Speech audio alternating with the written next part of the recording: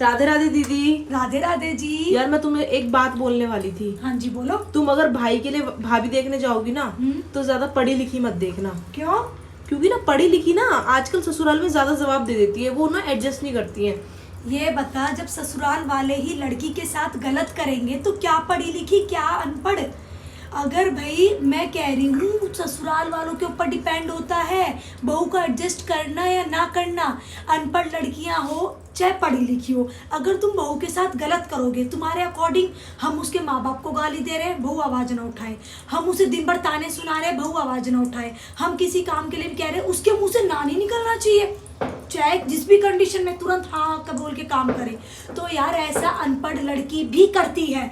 कहीं किसी किताब में नहीं लिखा कि पढ़ी लिखी लड़की घर नहीं बसाती या पढ़ी लिखी लड़की एडजस्ट नहीं करती।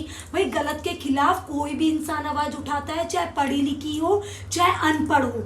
ये ना उन ससुराल वाले बोलते हैं जिनकी मतलब खुद सोच जो होती है बहुत गिरी हुई होती है, जो बहू को इंसान नहीं समझते, मशीन समझते हैं कि भैया ये ना करे, इसको तो हमने खरीद लिया है। अरे तुम उसके बाप से तुम बेटी बोल के लेकर आए थे, तुम बहू की तरह भी नहीं रख रहे हो, बहू का हक भी नहीं दे रहे हो। तो मैं कह रही हूँ कोई भी लड़की चाहे ठेठ गांव से लेकर आ जाओ, बिल्कुल गंवार लेकर आ जाओ, वो भी अत्याचार उतना ही सहेगी जितना सहने की लिमिट होती है।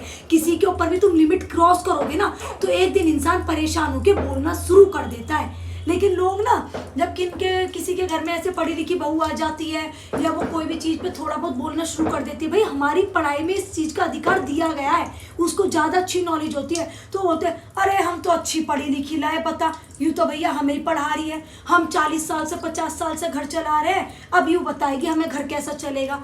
यार बात ये नहीं होती कि ये बताएगी ये हमसे छोटी है या मैं ही बताऊँगा सही बात। भैया कहते हैं अच्छी बात अगर कोई छोटा बच्चा भी बता रहा है ना, अच्छा ज्ञान अगर छोटा बच्चा भी दे रहा है तो उसकी भी मान लेनी चाहिए। समझ में आ गया?